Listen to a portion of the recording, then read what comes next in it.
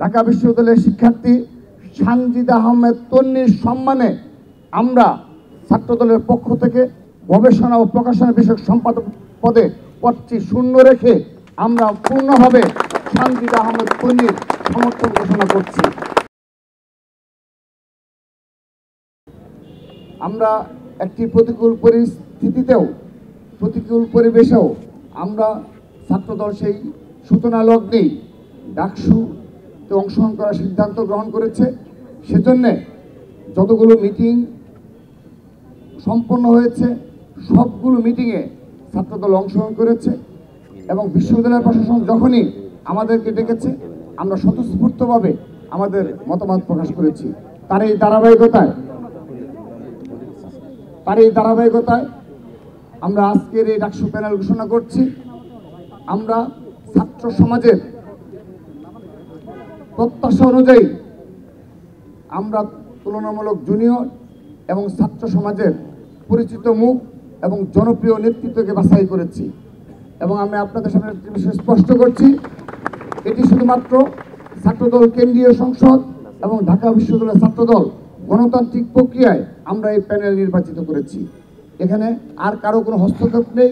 ছাত্রদল সম্পূর্ণরূপে গণতান্ত্রিক প্রক্রিয়ায়, আবারও বলছি, আমরা ছাত্রদল কেন্দ্রীয় সংসদ এবং ঢাকা বিশ্ববিদ্যালয় গণতান্ত্রিক প্রক্রিয়ায় আমরা আমাদের এই প্যানেল গঠন করেছি। তো আমাদের আজকের এই ডাকসু প্যানেল পরিচিতি সভার উপস্থিত রয়েছেন ছাত্রদল কেন্দ্রীয় সংসদের বিপ্লবী সাধারণ সম্পাদক জনাব নাসির উদ্দিন নাসির, সংগ্রামী সিনিয়র সহসভাপতি আবু আফসান মোহাম্মদ ইয়াহিয়া। আমার ডান পাশে উপস্থিত রয়েছেন বিগত জুলাই আগস্ট গণ অভ্যুত্থানে তারা সত্যিকারের রাজপথের অগ্রণী ভূমিকা পালন করেছেন সেই ঢাকা বিশ্ববিদ্যালয়ের ছাত্রদলের বিপ্লবী সভাপতি গণেশ চন্দ্র রায় সাহস, সংগ্রামী সাধারণ সম্পাদক নাহিদুজ্জামান শিপন সহ ঢাকা বিশ্ববিদ্যালয়ের সকল পর্যায়ের নেতৃবৃন্দ এবং উপস্থিত রয়েছেন ছাত্রদল কেন্দ্রীয় সংসদের বিপ্লবী সিনিয়র যুগ্ম সাধারণ সম্পাদক শ্যামল মালুম, দপ্তর সম্পাদক সহসভাপতির পদমর্যাদার জাহাঙ্গীর আলম সহ ছাত্রদল কেন্দ্রীয় সংসদের সকল পর্যায়ের নেতৃবৃন্দ। আমি আনুষ্ঠানিকভাবে আমাদের সেই প্যানেল ঘোষণার কার্যক্রম চলে যাচ্ছি। প্রিয় উপস্থিতি, বর্তমান রাজনৈতিক প্রেক্ষাপটে দেশের শিক্ষা প্রতিষ্ঠানগুলোতে নির্বাচিত ছাত্র সংসদের দাবি ও আকাঙ্ক্ষা অত্যন্ত প্রবল। বাংলাদেশ জাতীয়তাবাদী ছাত্রদল দীর্ঘ সময় ধরে ছাত্র সংসদ নির্বাচনের দাবি যথাযথ কর্তৃপক্ষের নিকট বারবার উত্থাপন করেছে। 24 গণ অভ্যুত্থানের সময়ে শিক্ষাঙ্গনে এই দাবি আরও প্রবলতর হয়েছে। স্বৈরাচার বিরোধী লড়াই, 90 গণ অভ্যুত্থান, 1/11, দীর্ঘ ফেসিবাদ বিরোধী লড়াই, 24 গণ অভ্যুত্থানের সম্মুখ সারিতে নেতৃত্ব দেওয়া শত শহীদের সংগঠন, দেশের শিক্ষার্থীদের বৃহত্তম ছাত্র সংগঠন হিসেবে বাংলাদেশ জাতীয়তাবাদী ছাত্রদল এই দাবির তীব্রতা ও আকাঙ্ক্ষা প্রবলভাবে অনুভব করে। এই সামগ্রিক প্রেক্ষাপটে আগামী 9 সেপ্টেম্বর 2025 তারিখে ঢাকা বিশ্ববিদ্যালয়ের ছাত্র সংসদ নির্বাচন অনুষ্ঠিত হতে যাচ্ছে। বিগত প্রায় 1.5 যুগ ধরে ঢাকা বিশ্ববিদ্যালয় সহ দেশের সকল শিক্ষাঙ্গনে বাংলাদেশ জাতীয়তাবাদী ছাত্রদল ছিল সবচাইতে নির্যাতিত ও নিপীড়িত ছাত্র সংগঠন। কিন্তু পরিবর্তিত প্রেক্ষাপটে দেশের সর্বোচ্চ বিদ্যাপীঠের মাটিতে বাংলাদেশ জাতীয়তাবাদী ছাত্রদল বিগত 1 বছরে দখলদারিত্ব ও পেশি শক্তির রাজনীতিকে পুরোপুরি বর্জন করে ইতিবাচক ধারা শান্তিপূর্ণ শিক্ষার্থী বান্ধব ও সহাবস্থানের রাজনীতির চর্চা করে যাচ্ছে।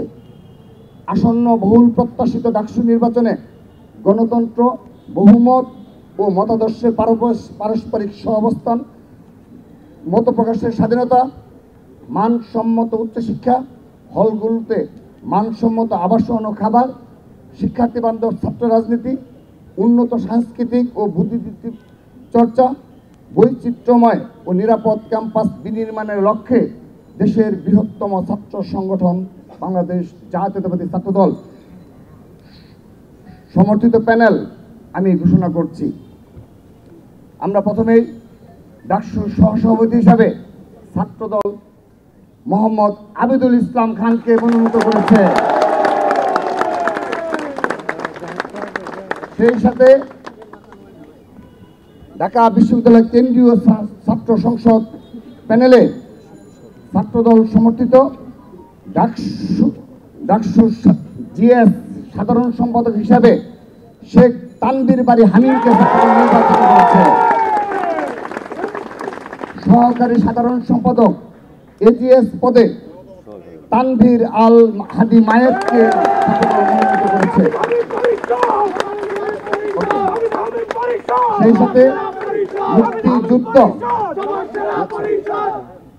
সেই সাথে মুক্তিযুদ্ধ গণতান্ত্রিক আন্দোলন বিষয়ক সম্পাদক হিসাবে আরিফুল ইসলামকে ছাত্রদল মনোনীত করেছে। বিজ্ঞান ও প্রযুক্তি বিষয়ক সম্পাদক হিসাবে এহসানুল ইসলাম ছাত্রদল মনোনীত প্যানেলে ভোট করবেন। কমন রুম, পাঠকক্ষ ও ক্যাফেটেরিয়া বিষয়ক সম্পাদক হিসাবে যেমন ফারিয়া ইসলাম মেঘলাকে ছাত্রদল মনোনীত করেছে। আন্তর্জাতিক বিষয়ক সম্পাদক হিসাবে মোহাম্মদ মেহেদি হাসানকে আমরা মনোনয়ন দিয়েছি। সাহিত্য ও সংস্কৃতি বিষয়ক সম্পাদক হিসাবে আবু হায়াত মোহাম্মদ জুলফিকার ইসলামকে ছাত্রদল মনোনীত করেছে।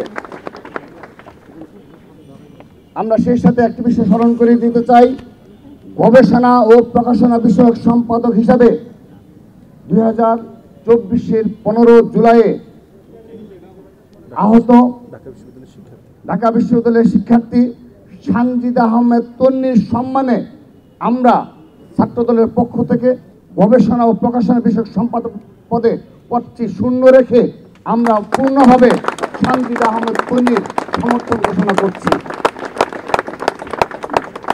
এটি আমরা জুলাই আগস্টের যে আমাদের স্পিরিট এবং চেতনা রয়েছে, সেই ছাত্রদল সেই চেতনাকে ধারণ করে এবং তা সত্যিকার বাস্তবে রূপান্তর করে আমরা ক্রীড়া বিষয়ক সম্পাদক হিসাবে চিমচিমা চাকমাকে মনোনয়ন করেছি।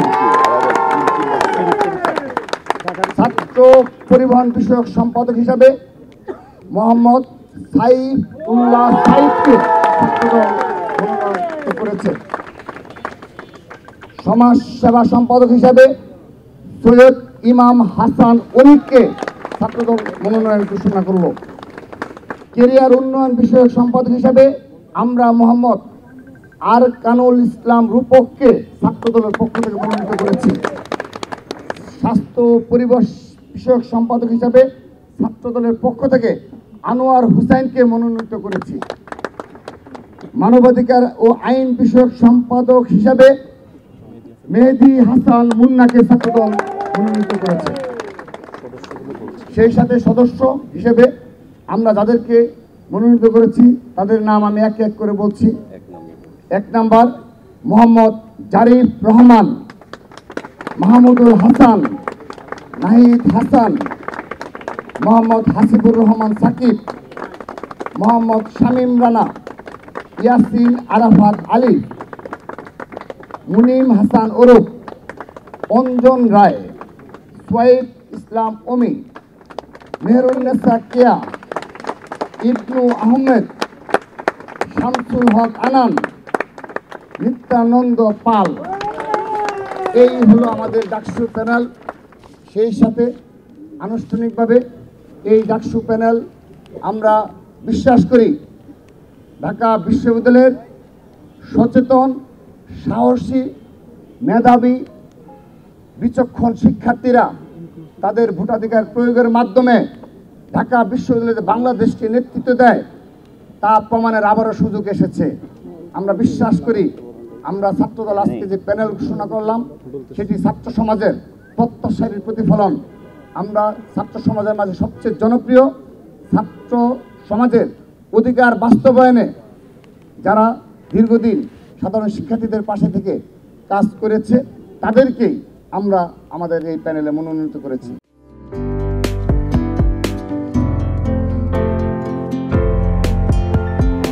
পহেলা জানুয়ারি 2025 ইউটিউব জার্নালিজমের অগ্রদূত changetv.press 6 বছর পেরিয়ে পা রাখল গর্বিত আমি অত্যন্ত আনন্দিত হলাম যে চেঞ্জ টিভি আগামী কয়েকদিনের মধ্যেই 6 বছর পূর্ণ করবে। হাঁটি হাঁটি পা পা করে চলা শুরু করে এখন সে বেশ দৌড়াদৌড়ি করছে বলা যেতে পারে। তো নামটাও অত্যন্ত বলবো যে সিগনিফিক্যান্ট, যে চেঞ্জ, এই গণঅভ্যুত্থান কিন্তু চেঞ্জ চেয়েছে।